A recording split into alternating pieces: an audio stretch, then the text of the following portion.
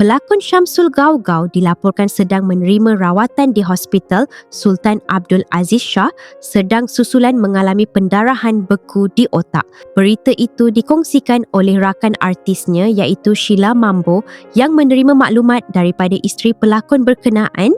Kami berlakon sama tetapi dia tidak datang ke set pagi ini, Sabtu.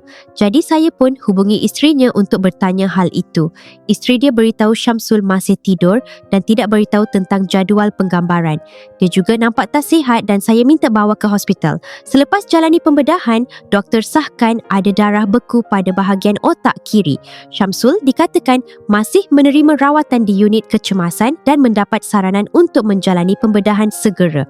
Tambah Sheila, dia juga mula menyedari perubahan pada rakannya itu ketika mereka menjalani penggambaran drama bertajuk Kedai Kopi Melekit.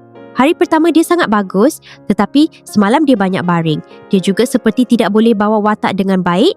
Bila saya bertanya, dia hanya ketawa sahaja. Sheila juga memberitahu pelakon itu juga memerlukan bantuan kewangan bagi menjalani pembedahan selain rawatan susulan.